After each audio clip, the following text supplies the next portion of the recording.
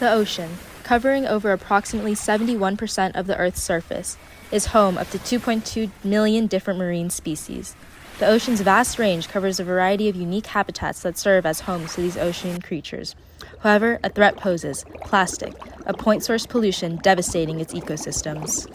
Plastic has helped advance human society from being revolutionary in medical fields and making lives more efficient. Plastic's durability brings up a severe problem. They can take up to thousands of years to degrade.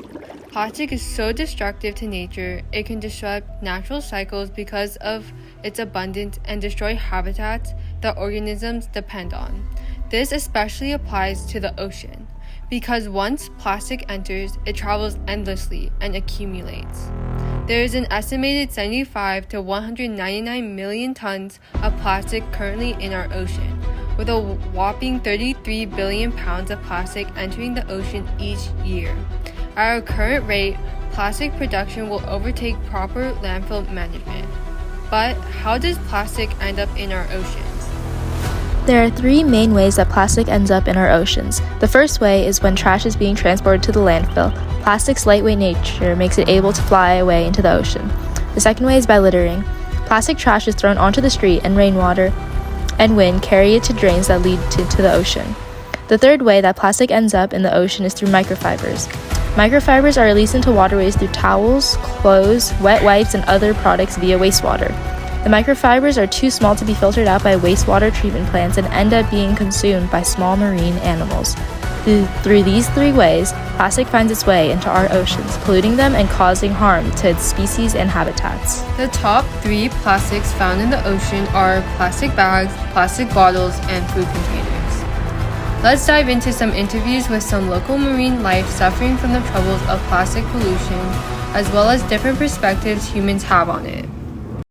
Our first interview is with a sea turtle who has had a rough ride with plastic pollution in the ocean. How do you feel about plastic, Miss Turtle? Plastic is just terrible. I keep taking a bite out of a plastic bag thinking it's a jellyfish, and then it wraps around my neck, tangling around me. Once it traps me, I am unable to move my fin, making me unable to swim anymore. I have to rely on external help from humans to get it off. If I'm not noticed by humans, then I'll be trapped forever.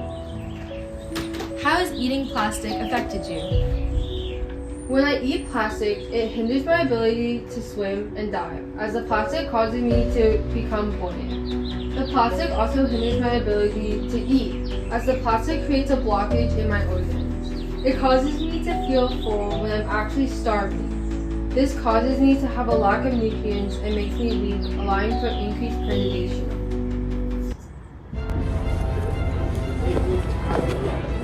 My name is Dr. Delgado, and I am a marine biologist here to talk about the effects of plastic pollution on marine animals.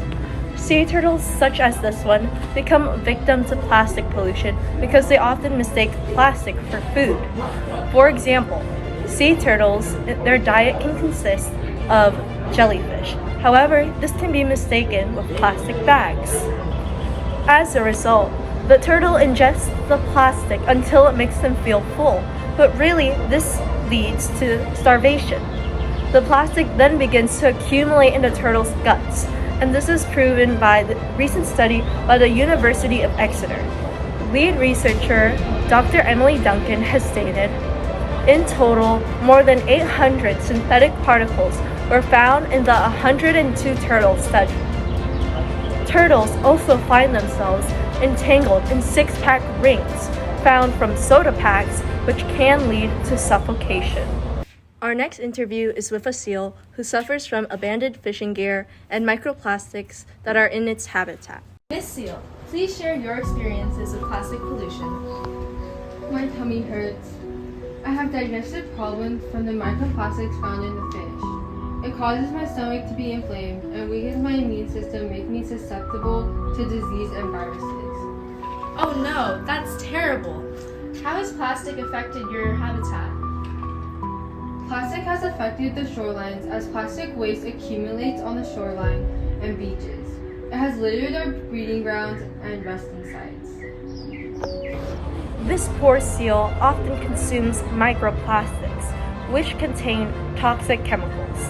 Therefore, the microplastics will accumulate in the seal's body, and it could take from months to years to take in effect. This can result in a deadly outcome.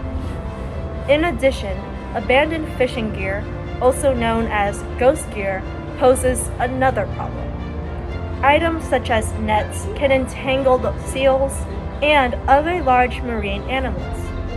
The gear then breaks into microplastics, where even more animals can be poisoned. Our next interview is with a factory owner who produces plastic products and doesn't care about the aftermath. They are head of the factory by the ocean and are a chief contributor to marine life pollution. Good afternoon, Jill McPlastica. It's a pleasure to be here with you today. The pleasure's all mine. I really appreciate any free endorsement for the factory. Sure. Okay, moving on to our first question. How has your factory grown in the last 5 years? We've expanded our outputs by at least 100% each year for the past 5 years. The market for plastic is booming and we do our best to supply our customers. Are you aware of the amount of plastic waste that your factory dumps into the ocean?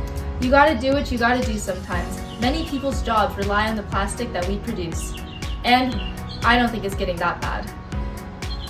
Hopefully, the rest of the documentary inspires you to enact some change. After learning about how plastic pollution affects the ocean, what can you do?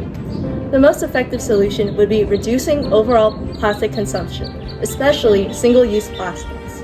This can include plastic bags, straws and water bottles, utensils, and more.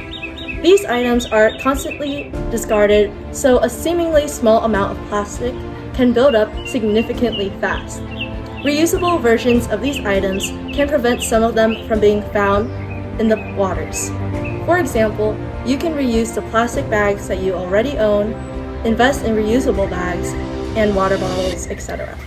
The solution would be staying active in the community.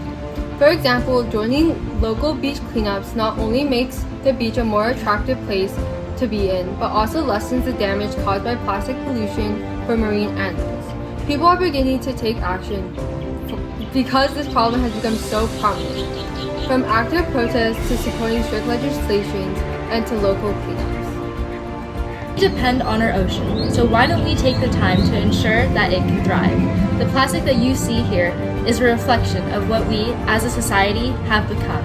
It is up to us to make sure that the ocean is protected and cared for. If we fail our ocean, then we fail ourselves. So let's take action, one step at a time.